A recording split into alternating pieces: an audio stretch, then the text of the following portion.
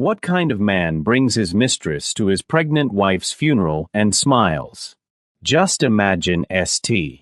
Catherine's Chapel filled with 300 people dressed in black, surrounding an elegant white casket draped in roses, holding Elena Hale, a beloved philanthropist who died at 8 months pregnant in a way that made absolutely no sense.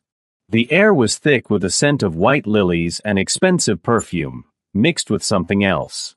Disbelief. Then the massive oak doors at the back of the chapel swing open. How could you? Her husband walks in. You're a monster, Roman. Holding hands with a woman he'd been sleeping with for over a year. This is disgusting. Vanessa reads, his mistress, wearing a tight black dress that left nothing to the imagination, diamonds glittering at her throat. But here's the secret nobody in that church knew. I can't believe what I'm seeing. The woman in that coffin was no victim. She was a mastermind. If you're listening right now, help me prove something wrong. My mother said I wouldn't even reach 10,000 subscribers, but I believe stories like this deserve to be heard. Help me show her that these tales matter. Everyone thought Elena Hale was just another wealthy socialite attending charity galas and planning fundraisers. In reality, she was the sole heiress to a $300 million pharmaceutical empire, and while her husband was plotting to inherit everything and disappear with his mistress, she was quietly keeping a record of every single lie, every betrayal, every cruel word he ever said. She had bank statements, recorded phone calls, screenshots of messages where he literally said he wished she would just die already. And she left something behind. Something she arranged to be delivered at her own funeral, designed to destroy everyone who ever thought she was weak or stupid or easy to manipulate. What you're about to hear is going to shock you. The twists in this story are so unexpected that even I couldn't believe them when I first learned the truth. Please stay with me because the final revelation, the moment when everything comes crashing down, is something nobody in that chapel could have predicted. Not the guests, not Roman, not even his mistress. And if you enjoy stories about justice, revenge, and people getting exactly what they deserve, make sure you subscribe because this channel is dedicated to bringing you the most satisfying real-life drama you'll ever hear. This is the story of Elena Hale and Kong Min Jae, and it's the story of how a dead woman got the perfect revenge with the help of the one man who truly loved her. This story will teach you a powerful lesson. Never underestimate a quiet woman who's been watching and planning. Never mistake her patience for weakness. And never ever believe that someone who seems powerless cannot become the most dangerous person in the room. If you've ever felt betrayed by someone you trusted, if you've ever been underestimated or dismissed, if you've ever wanted to see a cheater get exactly what's coming to them, this story is for you. The white casket was positioned at the front of St. Catherine's Chapel, an achingly beautiful and utterly tragic sight. It was surrounded by hundreds of white roses and orchids, their petals perfect and pure, illuminated by the soft golden glow of candles that made shadows dance across the polished marble floors. 300 guests sat in the antique wooden pews, all dressed in designer black, their faces carefully arranged into expressions of grief and shock. These were the elite of society, people who measured their worth in millions, who attended events like this more for appearance than genuine sorrow. The chapel itself was magnificent, with soaring ceilings, stained glass windows depicting biblical scenes in brilliant colors, and the kind of old-world elegance that money alone cannot buy. But underneath all that beauty was a feeling of complete and utter wrongness, like something fundamental had been violated. And at the heart of it all, inside the gorgeous casket that cost more than most people earn in 5 years, was Elena Hale. 32 years old, 8 months pregnant, a woman who should have been preparing for the happiest moment of her life. Instead, she was supposedly lying dead, taken too soon by what the doctors vaguely called complications. A loving wife, they said. A generous philanthropist. A mother-to-be who would never meet her daughter. And now she was gone. But I'm getting ahead of myself. Let me tell you who I am and why I know this story better than anyone else alive. My name is Kong Min Jae, And the woman in that coffin, the woman everyone believed was dead, was the only person who ever saw me as more than the dangerous reputation that preceded me. To the world, I'm a ghost. A shadow. The head of one of the most powerful Korean organized crime families operating in the United States. People whisper my name in fear, cross the street when they see me coming, and would never, ever imagine that someone like Elena Hale, with her pristine reputation and old money background, would even know someone like me. But she saved my life 7 years ago when I was bleeding out in an alley, left for dead by a rival gang. She found me, didn't call the police, didn't run away screaming. She got me to safety, paid for a private doctor, and asked for nothing in return. Nothing. For weeks she visited me while I recovered, brought me books, talked to me like I was a human being instead of a monster. And I fell in love with her then, completely and hopelessly, though I never told her. She was engaged to Roman at the time, seemed happy, seemed like she'd found her fairy tale. So I stepped back into the shadows where I belonged and watched from a distance as she married him, always ready if she ever needed me. She needed me 3 months ago when she called me in the middle of the night, her voice shaking, and told me she'd discovered something that would destroy her. That's when everything changed. That's when we started planning the impossible. And that's why I was standing in the back of that chapel, watching Roman Hale parade his mistress down the aisle of his wife's funeral, knowing that in exactly 17 minutes, I was going to end his entire world. The baby survived, by the way. Elena's daughter Hope was delivered by emergency C-section and was fighting for her life in the NICU at Mercy General, for pounds of pure determination. She had no idea that her mother had died, or so everyone believed. She had no idea that her father had already contacted lawyers about accessing her trust fund, or that he'd been planning for months how to spend the inheritance. But here's what really happened, the truth that was about to explode through that chapel like a bomb. Elena hadn't died from complications. She was perfectly healthy. Her pregnancy had been textbook normal, glowing and beautiful and full of life. I knew because I'd been there for every doctor's appointment in secret, making sure she and the baby were safe, watching as Roman grew more distant and cruel with each passing week. The doctors who pronounced her dead paid off. The medical records showing organ failure, completely falsified. The closed casket funeral, necessary because there was nobody actually in that coffin. Elena Hale was alive, and she was watching everything unfold from a secure location 5 miles away, her hand in mine as we observed the live feed from hidden cameras we planted throughout the chapel. She was about to get her revenge in the most spectacular way possible, and I was honored to help her do it. Because when you love someone, truly love them, you don't just protect them from danger. Sometimes you help them become the danger. But nobody in that chapel knew any of this yet. They were all watching Roman and Vanessa, gasps rippling through the crowd, whispered conversations spreading like wildfire. The priest had stopped speaking, his face pale with shock and disapproval. Elena's family members were standing up, anger flashing in their eyes.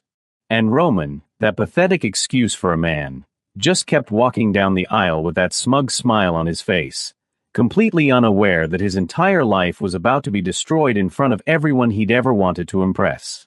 The scene was set. The players were in position. And I was about to make my entrance, carrying with me the evidence that would expose every single lie, every betrayal, every moment of cruelty that Roman Hale had inflicted on the woman I loved. What happened next would become legendary in certain circles, whispered about for years as the greatest act of revenge anyone had ever witnessed.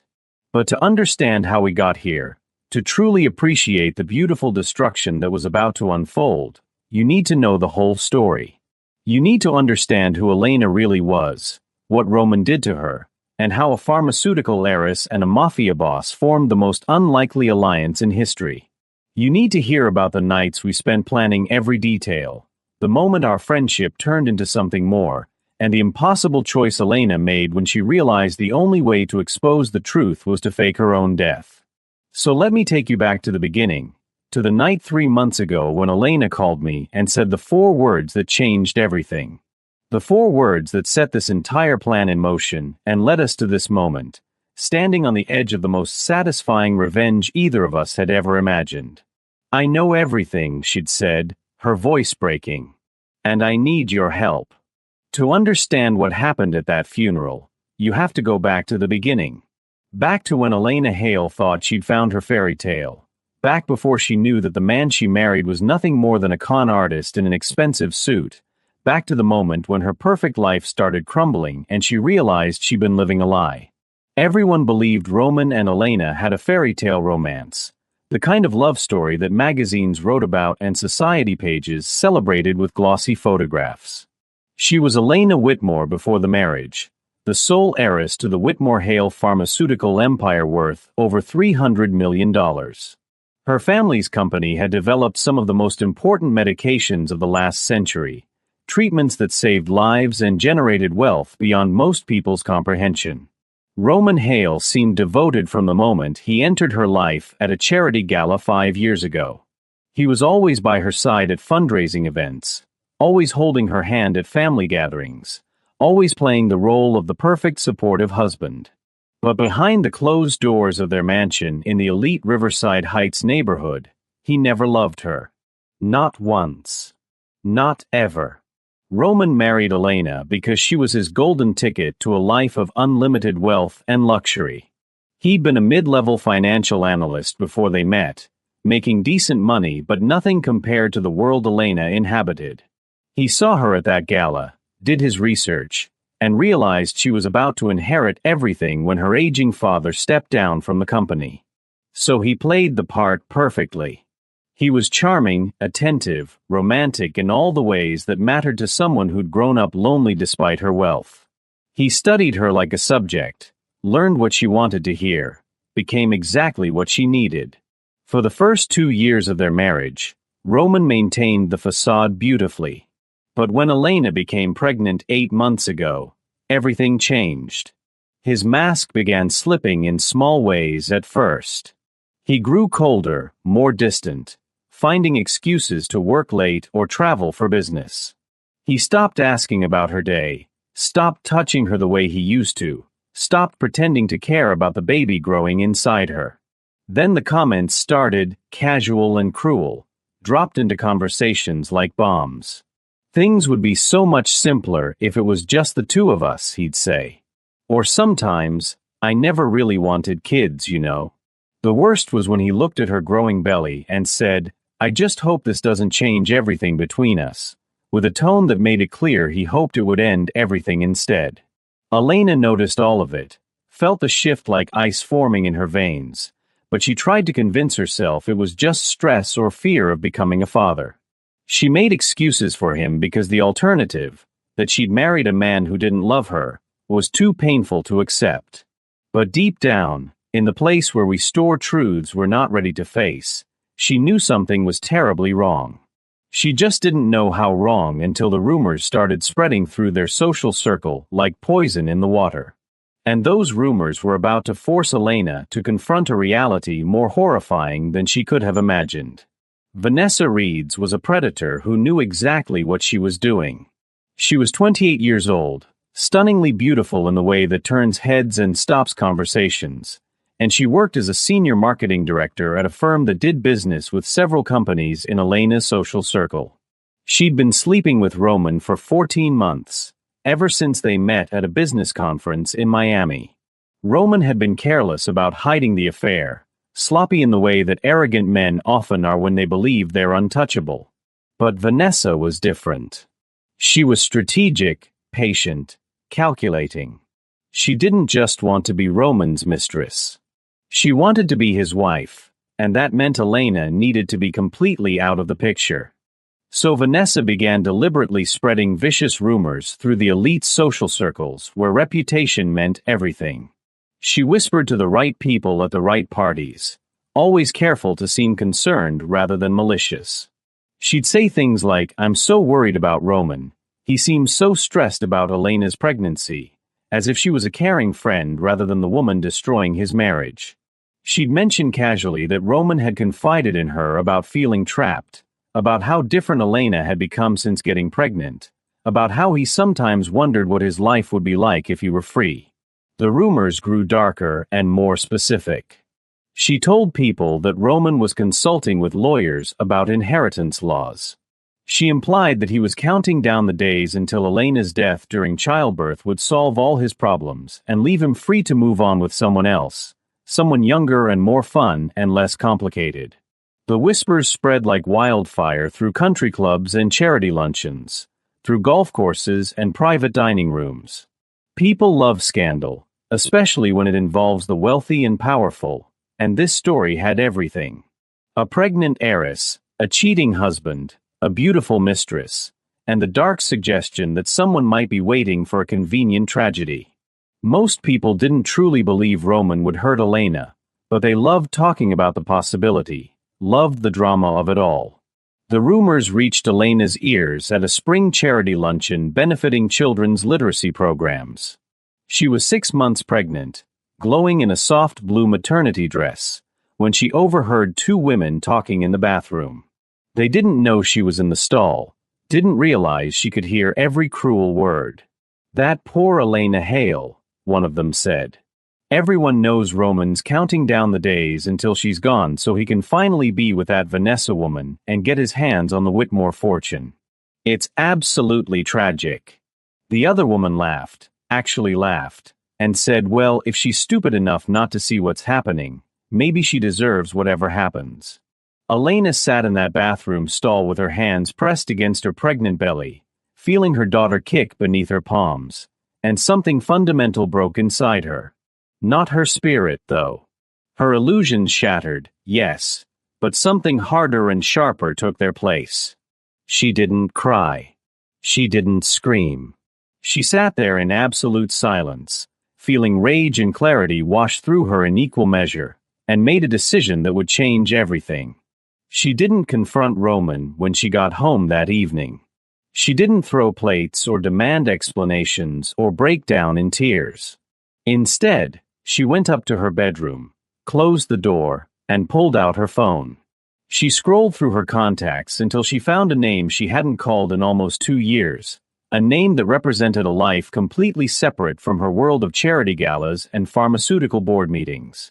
A name that belonged to the most dangerous man she'd ever met and the only person she trusted completely. Kong Min Jae, the screen read. She stared at it for a long moment, her thumb hovering over the call button, knowing that once she made this call, there would be no going back. Everything would change. The Elena Whitmore Hale that everyone knew, the sweet philanthropist who always saw the best in people, would have to become someone else. Someone harder. Someone willing to do whatever it took to protect herself and her daughter. She pressed call. I answered on the second ring, my voice cautious because Elena never called unless something was seriously wrong.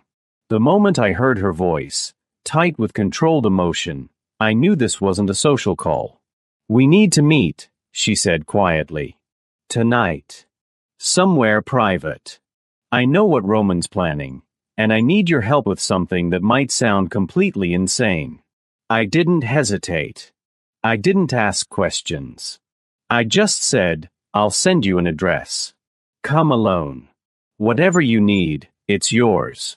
That night, Elena drove to a private penthouse in the financial district that served as one of my legitimate business offices, though everyone who mattered knew it was where I conducted my real work. She walked into my world wearing designer maternity clothes and carrying a tablet full of evidence that would make your blood run cold. And for the next 4 hours, we sat across from each other and planned something that should have been impossible. We planned her death. But more importantly, we planned Roman's destruction. And somewhere during those hours of strategy and revelation, something shifted between us, something that had been waiting 7 years to finally surface. But before I tell you about that night and what we decided, you need to understand exactly what Elena discovered about Roman. You need to see the evidence that made faking her death seem like the only option. Because what she found went far beyond simple infidelity. It was so much worse than that. And if you think you know where this story is going, trust me, you have no idea what's coming next. Elena had been monitoring Roman's phone and emails for 3 months before she called me. Ever since the night she'd woken up at 2 in the morning and found him in his office, quickly closing his laptop when she appeared in the doorway. The way he'd looked at her, startled and guilty, had planted a seed of suspicion that grew roots and spread. She was brilliant, remember, not just wealthy but genuinely intelligent with a master's degree in business administration and a mind that understood systems and patterns. She'd learned years ago how to access shared devices, how to use cloud backups, how to piece together digital footprints. It was easier than most people think when you share bank accounts and family plans and have access to all the passwords. What she discovered over those 3 months made her blood run cold and her hands shake with fury every time she looked at the man she'd married. Roman had contacted 3 different inheritance lawyers, asking detailed questions about spousal death benefits and estate law. The emails were careful, hypothetical, phrased as if he was just curious about planning for the future. But the pattern was clear. He wanted to know exactly what would happen if Elena died while pregnant, whether the baby would inherit, how he could gain control of trust funds and company shares, what the legal process looked like. He researched laws in states with more favorable inheritance rules. He asked about moving assets offshore.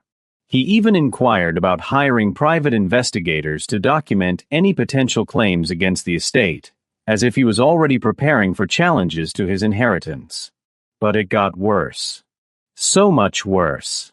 Roman had researched Costa Rica and Panama properties, looking at luxury homes in areas with limited extradition agreements. He'd been learning Spanish using a language app on his phone. He'd created a separate email account under a false name and used it to research getting fake identity documents. He'd started moving money, small amounts at first, transferring funds from their joint accounts into offshore accounts Elena didn't know existed. Over 14 months, he'd siphoned away nearly $2 million, money he was hiding in preparation for something. The most damning evidence was in his text messages with Vanessa. They'd been careless, probably because Roman never imagined Elena would check, probably because he thought she was too trusting and naive to suspect anything. The messages were horrifying in their casual cruelty. "I can't wait until this is over and we can finally be together for real," Vanessa had written. Roman's response made Elena's stomach turn. "Me too, baby. I just need to be patient a little longer." The pregnancy complicates things, but honestly, given the statistics on maternal mortality, especially with first pregnancies, nature might solve our problems for us. If not, we'll figure something else out. I'm not spending the rest of my life trapped in this marriage. There were dozens of messages like that, each one worse than the last. Vanessa asking when they could go public with their relationship. Roman saying, after she's gone. Just be patient. Vanessa complaining about having to be secret. Roman reassuring her that soon they'd have more money than they could spend and could go anywhere in the world together. The worst message, the one that made Elena physically ill when she read it, was from 6 weeks ago. Roman had texted Vanessa after a doctor's appointment, saying, "Doctor says everything is progressing normally with the pregnancy. Honestly, I was hoping for complications. Would make everything so much simpler. I wish she would just die already so we can be together and I can access the trust." Elena sat in her car in the parking lot of a grocery store when she found that message, reading it 3 times to make sure she understood correctly, and something inside her transformed completely. The woman who'd always believed in seeing the best in people, who'd built her life around helping others and giving second chances, died in that moment. What replaced her was someone harder, someone capable of things she'd never imagined. She drove straight to a secure location and transferred every piece of evidence to an encrypted drive. Screenshots of messages, bank records, emails to lawyers, research history from his computer. She documented everything, organized it meticulously, created a timeline that showed clear premeditation and intent. Then she called me, because she knew that what she was planning would require resources and connections that existed far outside her normal world. That night in my penthouse office, Elena sat across from me with her hands trembling, but her eyes completely dry, and showed me everything. I read the messages, reviewed the financial records, saw the lawyer consultations and the research into inheritance law. With each piece of evidence, my anger grew hotter and more focused. I'd known Roman was unworthy of her from the day they got married, had watched from a distance as he played his role, but I'd never imagined he was actively hoping for her death. I wanted to kill him right there. I mean that literally. I knew a dozen ways to make it look like an accident, knew people who could make someone disappear without a trace. But Elena stopped me with a hand on my arm and a look that was pure steel. "No," she said quietly. "I don't want him dead. I want him destroyed. I want everyone who ever respected him to know exactly what he is. I want his reputation ruined, his plans exposed, his future demolished. Death would be too quick, too easy. I want him to live with the consequences of what he tried to do." That's when we started planning the impossible. And that's when I realized that the quiet, gentle woman I'd loved from a distance for 7 years had always possessed a core of absolute titanium. She'd just never had a reason to reveal it until someone threatened everything she loved, including the daughter she. In my penthouse office, surrounded by floor-to-ceiling windows overlooking the city lights, Elena and I spent the next 6 weeks planning something that should have been completely impossible. We met 3 or 4 times a week, always late at night after Roman thought Elena was asleep, always in locations that couldn't be traced back to either of us. She'd park her car several blocks away and take rideshare services that couldn't be connected to her usual patterns. I'd make sure we weren't followed, that no surveillance could compromise what we were building. And slowly, carefully, we assembled the pieces of an elaborate deception that would require perfect timing, absolute secrecy, and resources that only someone in my position could provide. The core of the plan was audacious in its simplicity. Elena would fake her own death, making it look like she died from pregnancy complications, and we'd stage a funeral where Roman would inevitably reveal his true nature. Then, at the perfect moment, we'd expose everything. His affair, his financial manipulation, his hopes for her death, all of it laid bare in front of everyone who mattered. The beauty of the plan was that Roman would destroy himself. We'd simply create the stage and let him perform. But making someone appear convincingly dead, especially someone as prominent as Elena Hale, required careful orchestration of dozens of moving parts. First, we needed a doctor we could trust completely. I had connections to Dr. Sarah Chun, a brilliant physician who ran a private clinic and owed me several significant favors after I'd helped her brother avoid serious legal trouble years ago. She was ethical in most ways, but pragmatic enough to understand that sometimes the system fails people who deserve justice. When I explained what Elena was facing and what we needed, Dr. Chen agreed to help. She created a complete set of falsified medical records showing that Elena had developed a rare and aggressive infection, one that progressed rapidly despite treatment. The records were perfect, indistinguishable from legitimate hospital documentation, because they were created in the actual hospital system with Dr. Chen's access codes. Next, we needed to orchestrate the actual fake death.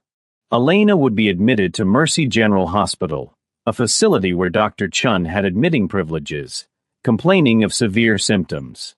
Dr. Chun would examine her, admit her, and over the course of 12 hours, her condition would appear to deteriorate rapidly despite aggressive treatment. During this time, Elena's baby would be delivered via emergency C-section, a real procedure because Hope was actually ready to be born early. The baby would survive and be placed in the NICU for monitoring, which was standard procedure for any baby born even slightly premature. Then, while the baby was safe, Elena would be declared dead. The death itself would be orchestrated with the help of a night shift nurse I'd worked with before on sensitive matters, someone who understood that sometimes official records don't tell the whole truth. Elena would be moved to a private room, officially declared deceased, and then quietly transferred out of the hospital through a service entrance to a private medical facility I controlled. Her body would never actually be in the morgue. Instead, the coffin at her funeral would be empty, sealed and locked, explained away as necessary because of the infection that supposedly killed her. It was elaborate, risky, and required perfect coordination. But it would work because people see what they expect to see, and no one would question the death of a pregnant woman from medical complications when a respected doctor declared it so. During these planning sessions that stretched late into the night, something unexpected began happening between Elena and me. The conversations shifted from purely strategic to personal. We'd finish discussing the logistics of falsifying death certificates and then find ourselves talking about our lives, our regrets, our dreams for the future. Elena told me about the loneliness of her marriage, how she'd felt like a prop in Roman's performance rather than a real person he valued. I told her about the isolation of my life, how being feared meant being fundamentally alone, how I'd built walls around myself that no one had ever tried to scale.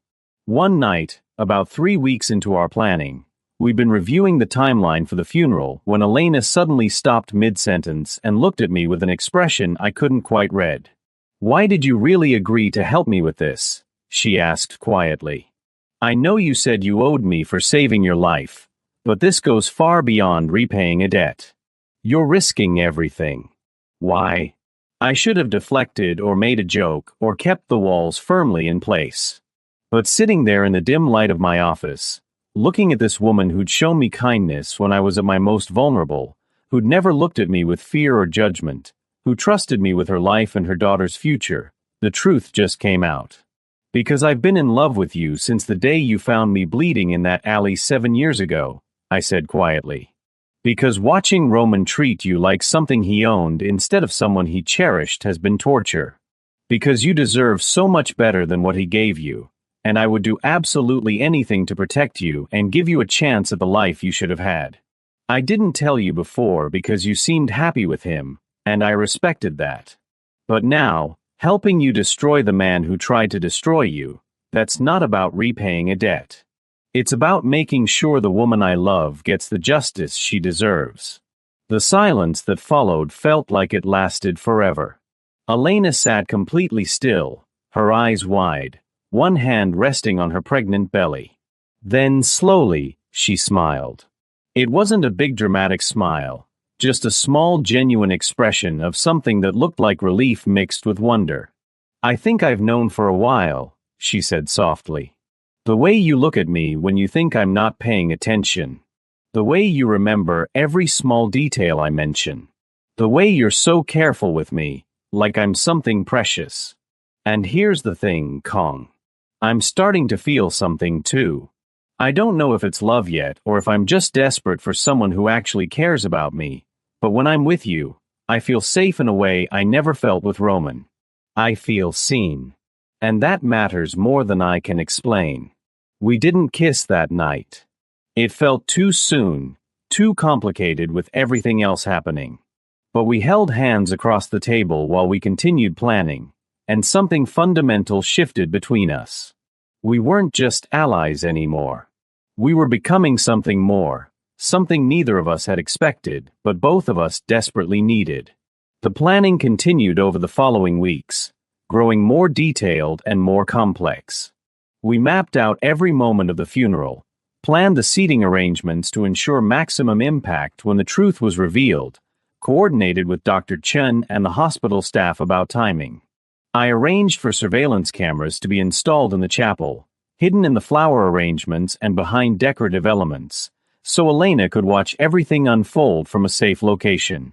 We wrote the script for what I would say when I walked into that chapel, how I'd expose Roman piece by piece, building to the revelation that Elena was alive. And through it all, Elena and I grew closer. We shared late dinners after planning sessions. We talked about what would happen after the funeral, after the divorce, after everything settled. We imagined futures that seemed impossible just weeks before. One night, about a week before the planned fake death, we were reviewing final details when Elena suddenly started crying, the stress and emotion of everything finally overwhelming her careful control. I moved around the table and pulled her into my arms, holding her carefully because of her pregnancy, and she buried her face against my chest and sobbed. "I'm so scared," she whispered. "Not of the plan or Roman finding out. I'm scared that I'll never be able to trust anyone again. I'm scared that what he did broke something in me that can't be fixed." I held her tighter and said something I'd been thinking for weeks. "You're not broken, Elena. You're betrayed, and that's completely different. Broken things can't fight back. But you're fighting back in the most brilliant way imaginable. You're taking control of your own story. That's not weakness. That's incredible strength. And when this is over, you're going to rebuild your life into something beautiful because you're fundamentally good and strong and deserving of everything you want."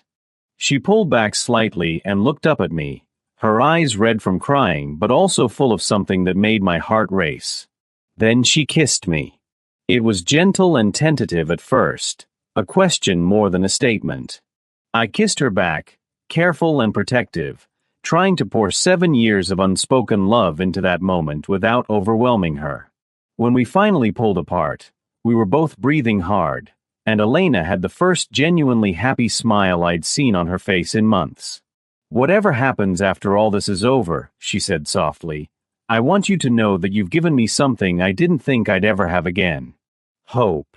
Not just for revenge or justice, but hope that maybe I can have the life I always wanted with someone who actually loves me for who I am, not what I can give them." The plan was set. The pieces were in position. And Roman Hale had no idea that his entire world was about to come crashing down around him in the most public, most humiliating way possible. The countdown to the funeral had begun, and with it, the countdown to the most satisfying revenge I've ever been part of orchestrating. The night before Elena's carefully orchestrated fake funeral, Roman Hale did something so spectacularly stupid and arrogant that even I, someone who'd seen the worst of human nature in my line of work, was genuinely shocked by his audacity. He threw a private celebration party at the Ritz-Carlton, complete with champagne and room service, to toast his supposedly imminent freedom and wealth. And thanks to the surveillance team I'd positioned in the room directly across the hall, we captured every single moment of it in crystal-clear high-definition video. Let me paint you a picture of what kind of man celebrates the night before his pregnant wife's funeral. Roman had booked the executive suite under a fake name, paying cash to avoid any paper trail connecting him to the celebration. Vanessa arrived first, wearing a skin-tight red dress that cost more than most people's monthly rent, her hair and makeup done like she was attending a gala rather than meeting her married lover the night before his wife's funeral. She carried shopping bags from luxury stores, already spending money that Roman didn't technically have yet but seemed absolutely confident would soon be his. The surveillance footage showed them opening a bottle of Cristal champagne that cost $1,200, toasting to their future together with genuine joy on their faces. Not grief. Not even fake sorrow. Just pure, undisguised happiness that Elena was supposedly dead and they could finally be together openly. It was disgusting to watch, and I had to stop Elena from seeing the footage live because I knew it would destroy her to witness how little her husband cared about her death. Roman poured champagne and raised his glass. "To freedom," he said, grinning like he'd won the lottery. "To finally being done with a sad widow act and moving on with our real lives. $300 million, baby. We're set for life. We can go anywhere, do anything. No more pretending, no more hiding. Just you and me and more money than we could spend in 10 lifetimes." Vanessa laughed and clinked her glass against his. "I've been thinking about what we should do first," she said, pulling out her phone and showing him pictures. "I want to buy that penthouse in Monaco we looked at. And maybe a yacht. Something big enough to live on if we want to just sail around the world for a year or two. We deserve it after all this waiting." The conversation got worse from there. They talked about redecorating the mansion, getting rid of all of Elena's things and replacing them with Vanessa's taste. Roman joked about how he'd have to keep up appearances for a few months, play the grieving widower, but then they could quietly start being seen together in public. Vanessa talked about the engagement ring she wanted, showed him pictures of diamonds the size of grapes, and Roman promised he'd buy her whatever she wanted once the estate was settled. But the most damning part, the footage that made my blood boil with rage, was when they started talking about Hope, Elena's newborn daughter, fighting for her life in the NICU. "What are you going to do about the baby?" Vanessa asked, taking a sip of champagne. "I mean, I know she inherits half the estate or whatever, but you have control as her guardian, right?" Roman shrugged, completely casual, like they were discussing what to order for dinner. "Legally, I'm her father, and I control her trust until she's 21. The lawyers said I have full discretion over how that money is managed and invested. So yeah, technically it's her money, but I'll be the one making all the decisions about it. And if some of those investment decisions happen to benefit us, well, who's going to question it? The kid won't even know the difference." Vanessa smiled and kissed him. "You're so smart. What about custody, though? I mean, are you actually going to raise her?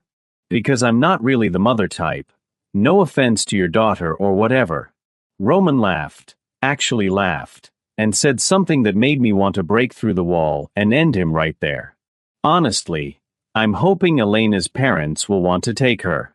They're devastated about losing Elena, and I can play the struggling single father card, say it's too painful to raise her alone without her mother. They'll probably jump at the chance to have custody, and then I'm free of the responsibility but still have control of her money. It's perfect. We get the wealth and the freedom without having to actually deal with the kid." They toasted to that plan and ordered room service, lobster and filet mignon, the most expensive items on the menu. They fed each other bites of food and laughed about how everything was working out even better than they'd hoped. Vanessa modeled diamond necklaces that Roman promised to buy her, trying them on and admiring herself in the mirror. He pulled out his laptop and showed her properties he'd been researching, vacation homes in places with beautiful beaches and limited extradition treaties, though he phrased it as just wanting privacy and tropical weather.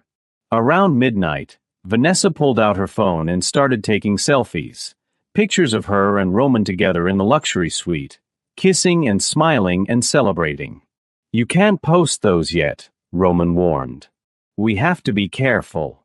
Another few months and then we can go public, but not yet. People would talk if they knew we were together the night before the funeral. Not yet. People would talk if they knew we were together the night before the funeral."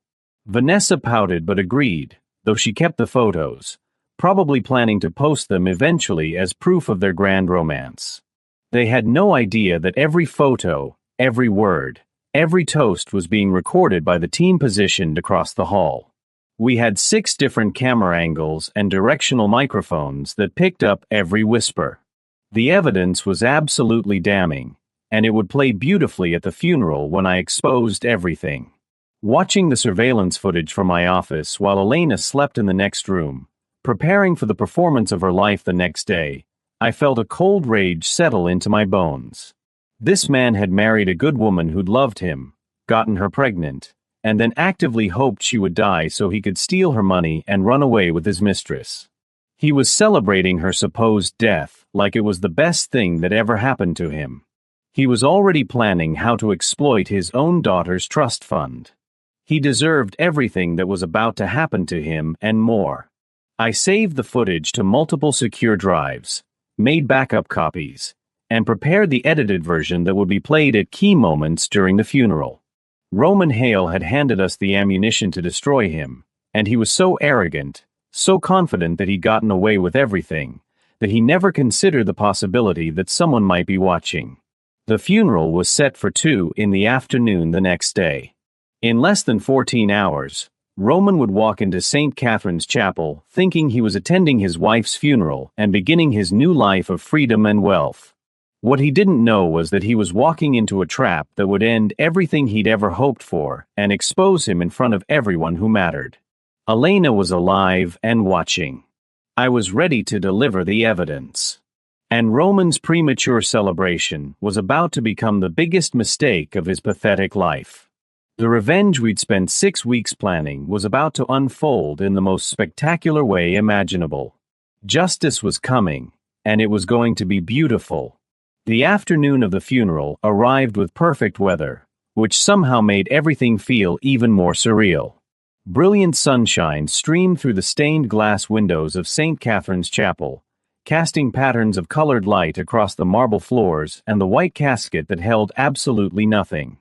300 guests filled the pews, the elite of society dressed in their finest black, whispering among themselves about the tragedy of Elena's death and the strange rumors surrounding Roman's behavior.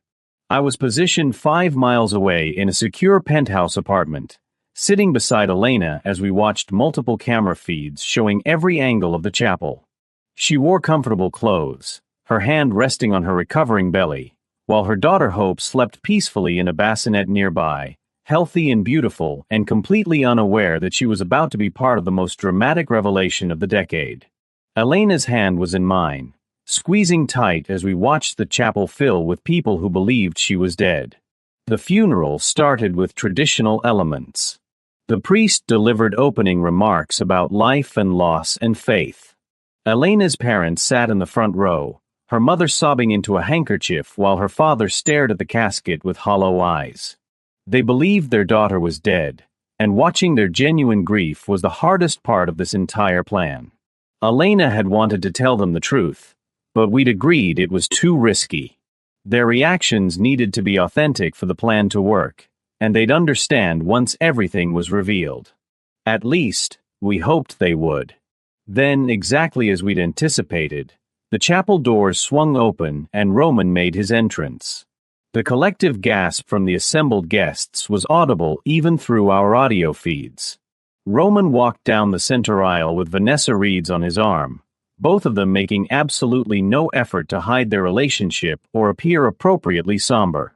Vanessa wore a tight black dress with a neckline cut so low it bordered on obscene for a funeral, her hair styled in glamorous waves, diamond earrings glittering at her ears. Roman wore an expensive suit, but his expression was wrong, too relaxed, almost smiling at the corners of his mouth. They didn't look like they were attending a funeral. They looked like they were making a statement. People started whispering immediately, the sound rising like angry bees throughout the chapel. Elena's mother stood up, her face shocked and furious. "How dare you?" she shouted at Roman. "How dare you bring that woman to my daughter's funeral?" Roman held up his hands in a placating gesture that just made him look more arrogant. "I know this looks bad," he said loudly enough for everyone to hear. "But I'm not going to hide anymore.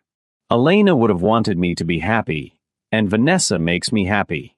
I'm grieving in my own way." The priest looked uncomfortable, clearly unsure whether to intervene or continue the service. Elena's father was being restrained by family members who were holding him back from physically attacking Roman. The whispers grew louder, people pulling out their phones to text friends about the scandal unfolding before them. It was chaos, exactly the kind of public spectacle that would make what came next even more devastating. That's when I made my entrance. I'd timed it perfectly, waiting until the chaos reached its peak before I walked through the chapel doors flanked by 6 of my men in dark suits. Our presence was immediately commanding in a way that silenced the crowd more effectively than any request for quiet. People recognized me, or at least recognized the type of men we were, and fear rippled through the gathering like a physical wave. The whispers stopped.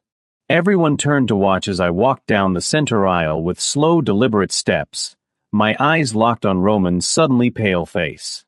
I was carrying a manila envelope and a tablet, and my expression was cold enough to freeze fire. I stopped directly in front of the casket, facing the assembled crowd while Roman and Vanessa stood off to the side.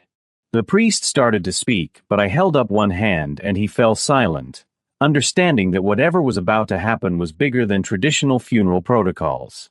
"My name is Kong Min Jae," I said, my voice carrying clearly through the silent chapel.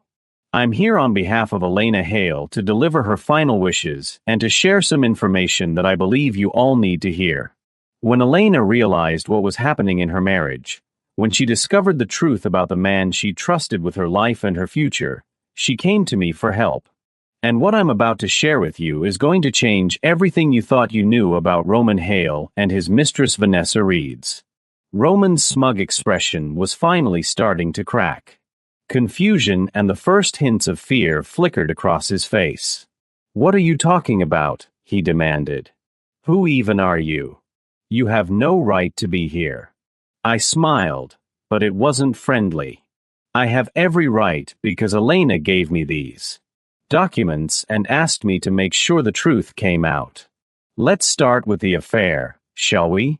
For the past 14 months, Roman has been sleeping with Vanessa Reeds while his wife was pregnant with his child. But it gets so much worse than simple infidelity." I opened the tablet and projected images onto the white wall behind the altar, images that Dr. Chun had helped me set up earlier.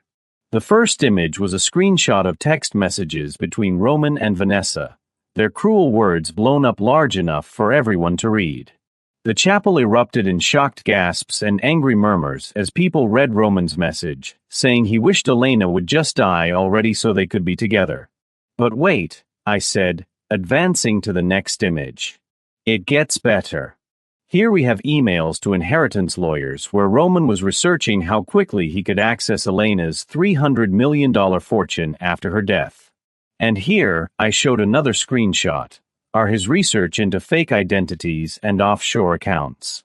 He was planning to take the money and disappear, leaving behind everyone who ever trusted him. Roman's face had gone from pale to red, anger and fear mixing into something ugly. "This is slander," he shouted. "You're making this up. Where did you even get those messages?" "From Elena," I said calmly. "She'd been monitoring your phone and computer for months, Roman. She knew everything. Every lie, every betrayal, every moment you spent hoping she would die. She documented all of it because she wanted the truth to come out." I advanced to the next image, and this one made several people in the crowd gasp out loud. It was surveillance footage from the Ritz-Carlton the previous night, showing Roman and Vanessa toasting with champagne and smiling. I played a brief audio clip of their conversation, Roman's voice clear as he talked about getting $300 million and being free to do whatever they wanted. The chapel exploded into chaos. People were shouting, demanding explanations, several guests standing up as if they wanted to physically confront Roman. Elena's father broke free from the people holding him back and lunged toward Roman, who stumbled backward into a pew. My men stepped forward, creating a barrier that kept order while I continued speaking. "But here's the thing, Mr. Hale," I said, my voice cutting through the noise like a blade. "Elena asked me to tell you something important. Something that I think you'll find very interesting." The crowd quieted, everyone desperate to hear what came next. Make sure you're subscribed to this channel right now because what I'm about to reveal is the twist that no one saw coming, not even the people who were there in person. I paused for dramatic effect, letting the tension build until it was almost unbearable. Then I looked directly at Roman and smiled. "She asked me to tell you that she's not dead." The silence that followed was absolute and stunning. You could have heard a pin drop in that chapel. Roman stared at me, his face going through a series of expressions, confusion to disbelief to the first dawning horror. "That's impossible," he whispered. "I saw the death certificate. The doctors confirmed it." "The doctors, you mean the ones Elena paid to create false records?" I gestured toward the back of the chapel where Dr. Chun had just entered, standing as a witness to the truth. "Or did you mean the hospital staff who helped Elena fake her death, so she could expose exactly what kind of man you are?" As I spoke, the chapel doors opened one more time, and Elena Hale walked in. The effect of Elena's entrance was like a bomb detonating in slow motion. She stood in the doorway dressed in white, a deliberate contrast to the black that everyone else wore, backlit by the afternoon sun streaming through the open doors in a way that made her look almost ethereal. For several long seconds, no one moved. No one even breathed. They just stared at the woman who was supposed to be in the casket at the front of the chapel, the woman whose funeral they were attending, standing there very much alive and very clearly not a ghost. Then someone screamed. I think it was one of Elena's cousins, a high-pitched sound of shock that broke the spell. Suddenly everyone was on their feet, voices rising in a chaotic mix of confusion and astonishment and demands for explanation. Elena's mother collapsed back into the pew, one hand pressed to her chest as if her heart might give out from the shock. Elena's father was frozen, staring at his daughter like he couldn't process what his eyes were telling him. But Elena didn't look at any of them. She walked down that center aisle with her head held high, her phone held up and clearly recording everything, and her eyes locked on Roman with an expression of pure steel. Each step was deliberate, confident, the walk of a woman who had taken complete control of her own story and wasn't afraid anymore of anything or anyone. Roman's face had gone completely white, all the blood draining away as the full implications of what was happening crashed over him like a tidal wave. "You're dead," he whispered, his voice barely audible. "You're supposed to be dead. The doctor said, the death certificate. How is this possible?" Elena stopped about 10 feet away from him, close enough that everyone could hear her clearly, but far enough that she was protected by my men who had moved to flank her. "Hello, Roman," she said, her voice steady and cold. "Surprise. I'm not dead. I'm very much alive. And I've been watching everything. The affair, the stolen money, your celebration last night at the Ritz-Carlton where you and Vanessa toasted to my death. I saw all of it. I planned all of this." She turned to address the entire chapel, and I realized she was live streaming everything to social media, broadcasting this moment to potentially millions of people beyond just those present. "For months I knew my husband was hoping I would die," she said, her voice clear and strong. "I knew he was stealing from our accounts. I knew he was planning to take everything and run away with his mistress. So I did something that seemed impossible.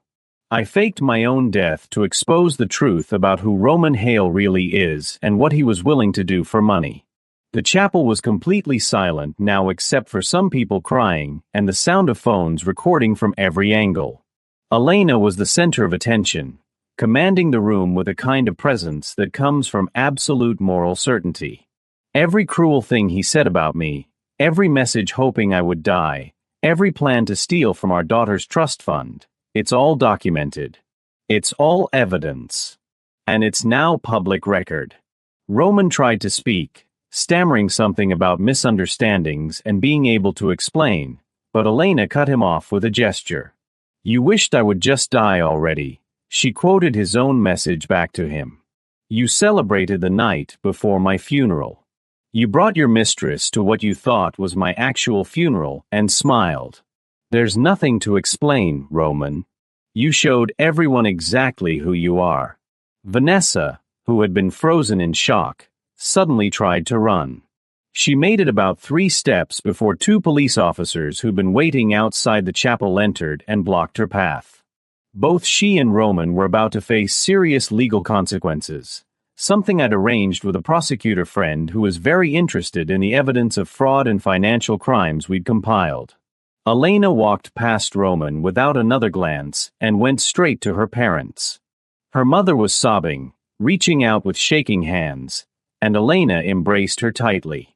"I'm sorry, Mom," Elena said softly, though her words were picked up by nearby phones and cameras.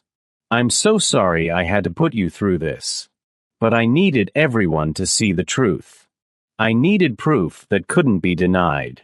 Her father wrapped his arms around both of them, and for a moment the reunion was private and genuine amid all the public spectacle. Then Elena turned and walked toward me.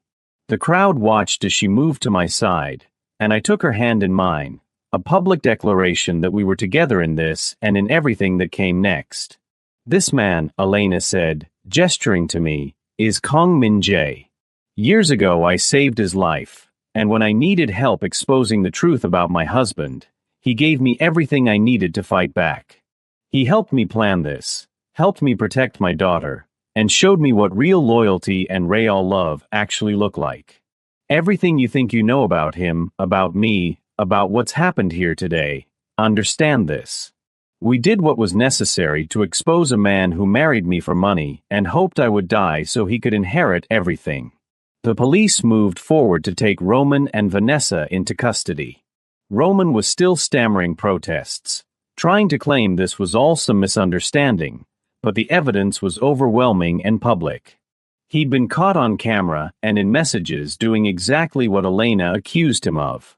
There was no defense, no explanation that could make this better. His reputation was destroyed in front of 300 witnesses, and however many thousands or millions were watching the live stream. As they led him away in handcuffs, Roman looked back at Elena with an expression that mixed hatred and disbelief. "You did this," he said. "You destroyed everything." Elena smiled, and it was the kind of smile that could cut glass. "No, Roman. You destroyed everything when you decided my life was worth less than my money. I just made sure everyone knew the truth. I hope you enjoy the consequences of your choices." Watching him being escorted out of the chapel, facing arrest for fraud and attempted exploitation of his daughter's trust fund, Elena felt something shift inside her. Not revenge, though that was certainly part of it. But more than that, she felt free for the first time in years. Free from the lies, free from the fear, free from a marriage that had been poisoning her slowly. And standing beside me, with our daughter sleeping safely in a secure location and a future stretching out before us full of possibilities, she felt something else too. Hope. Real, genuine hope that her life could finally become what she'd always deserved. If you haven't subscribed yet, please do so now, because the final chapter of this story, where Elena and I build our future together, is something you won't want to miss. Justice has been served, but the real happy ending is still to come. The funeral that was meant to be Elena's tragedy became instead the beginning of her triumph.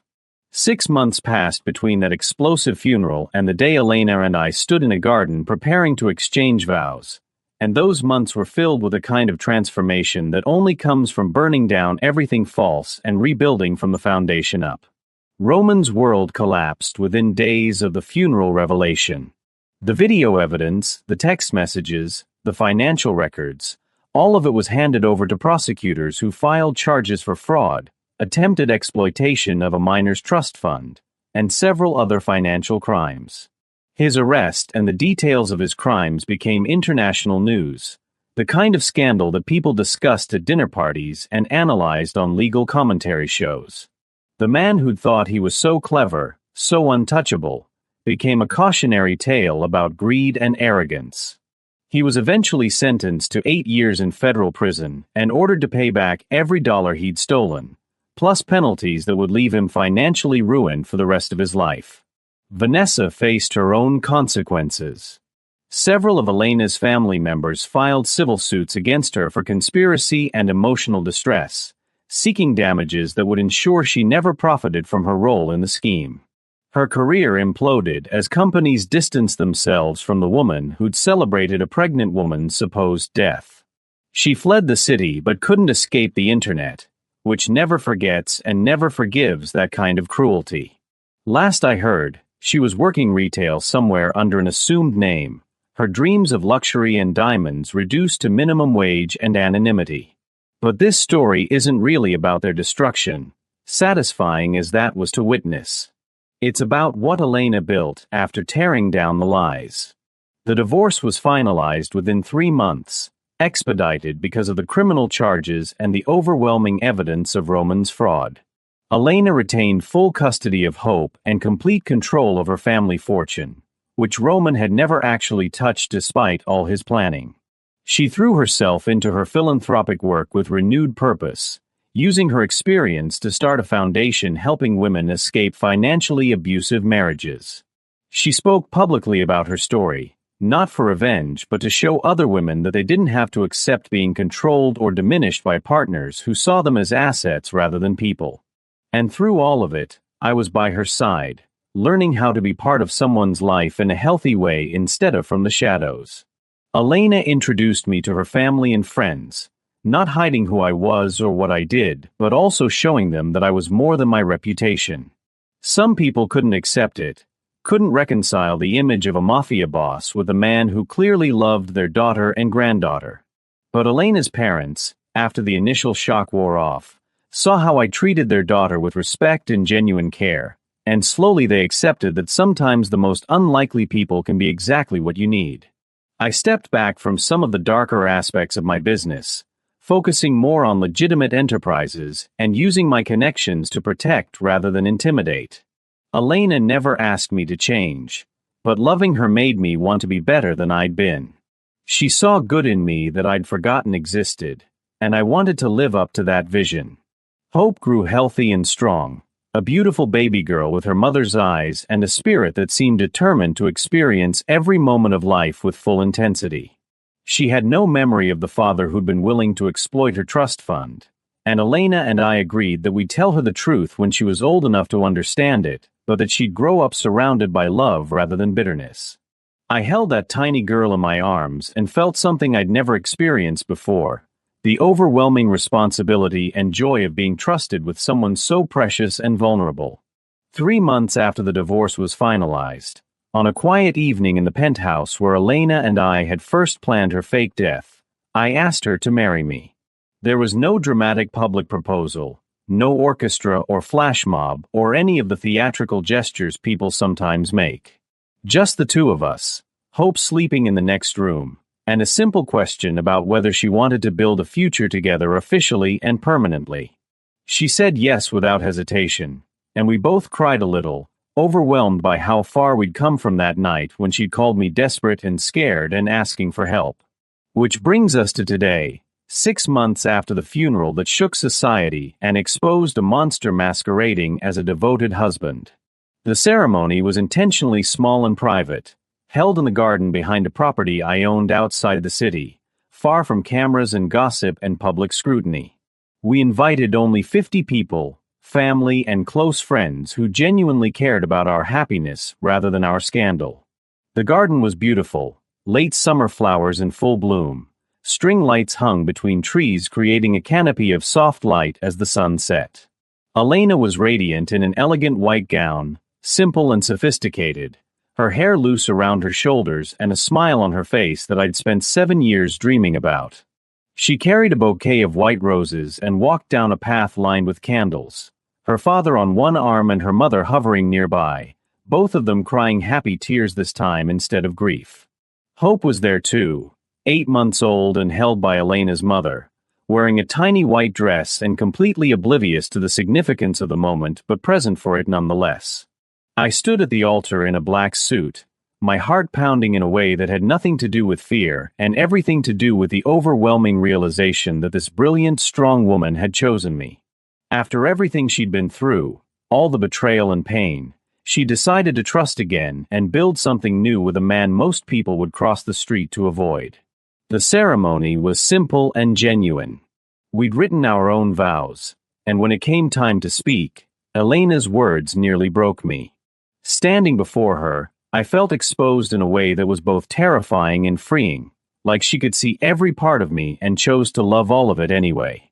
"Kong," she said, her voice steady despite tears streaming down her face. 7 years ago I saved your life without knowing that someday you'd save mine in return. You helped me when I had nowhere else to turn. You showed me what real loyalty and real love look like. You never tried to change me or diminish me or make me smaller to make yourself feel bigger. You just loved me, protected me, and stood beside me while I fought for my dignity and my future. I promise to love you with that same fierce loyalty. I promise to see you for who you really are, not who the world thinks you are. I promise to build a life with you that honors both of our truths. And I promise to show our daughter every day what real love and real partnership look like so she never settles for anything less." When it was my turn to speak, I'd planned something eloquent and romantic, but standing there looking at her, all those careful words disappeared and I just spoke from the heart. "Elena," I said, my voice rougher than I intended, "I've spent most of my life believing I didn't deserve happiness, that someone like me couldn't have something as pure as real love. Then you found me bleeding in an alley and showed me kindness when I deserved nothing. You saved my life that night, but you saved my soul when you trusted me to help you fight back against someone who tried to destroy you. Watching you take control of your own story, seeing your strength and your courage, falling in love with you has been the greatest privilege of my life. I promise to protect you and hope with everything I have. I promise to be worthy of the trust you're placing in me.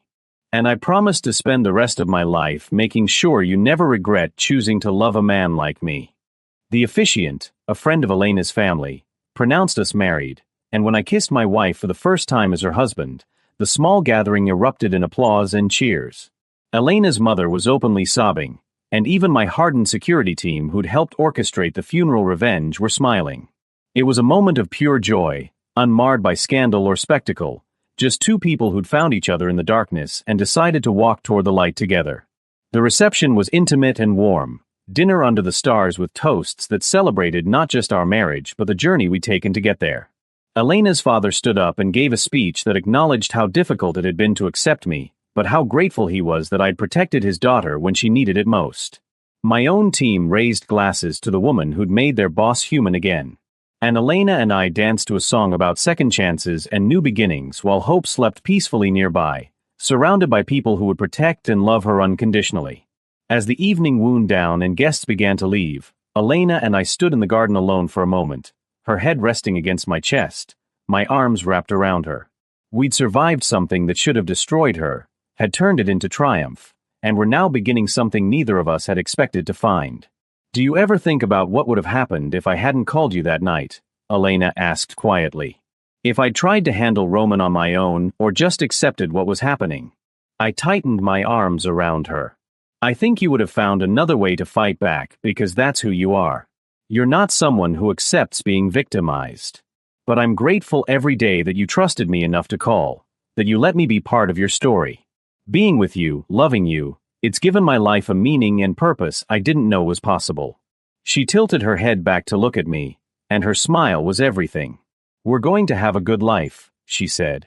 "Not perfect, because life never is, but good and real and built on truth instead of lies. And our daughter is going to grow up seeing what real love looks like, seeing that women don't have to accept less than they deserve, seeing that strength comes in many forms."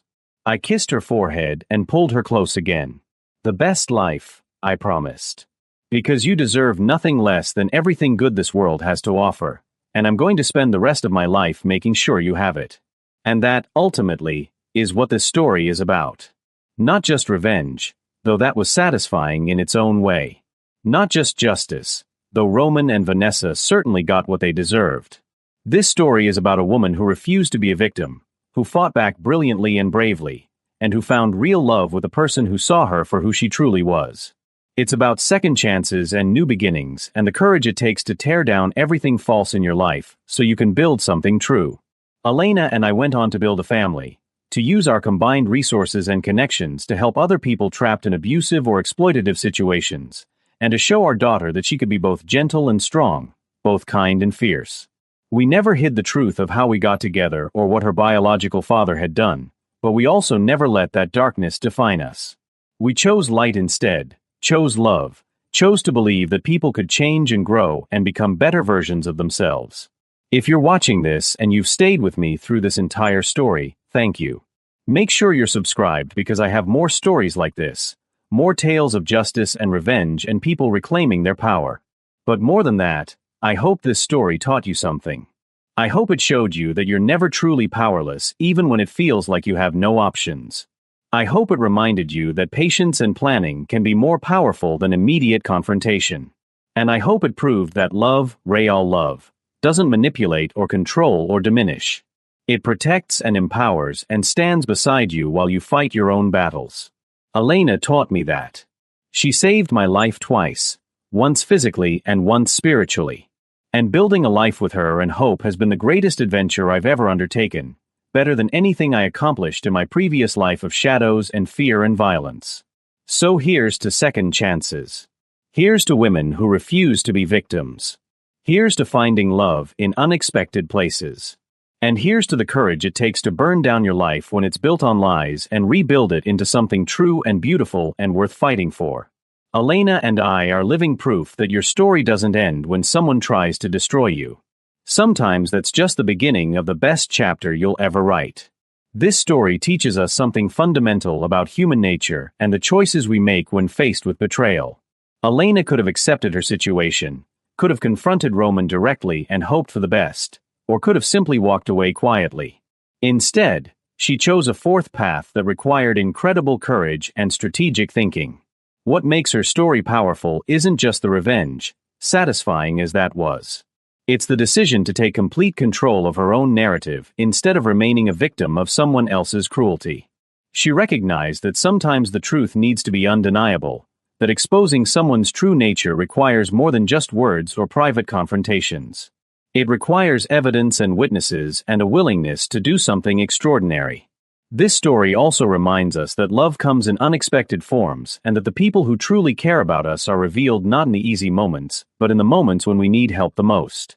Kang's love for Elena wasn't performative or transactional like Roman's false affection.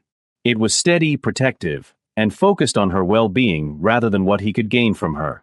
If there's one lesson to carry forward from Elena's story, it's this: you are never truly powerless even when someone tries to make you feel that way. With courage, planning, and the right allies, you can reclaim your life and expose the truth. And sometimes, in the process of fighting back, you discover strengths you didn't know you had and find love in places you never expected to look. The question isn't whether you'll face betrayal or cruelty in your life. Most of us will at some point. The question is how you'll respond when that moment comes. Will you accept it, or will you fight back with everything you have? Elena chose to fight, and in doing so, she didn't just get revenge. She got her life back. She got justice. And she found real love with someone who truly valued her. That's the kind of ending worth fighting for.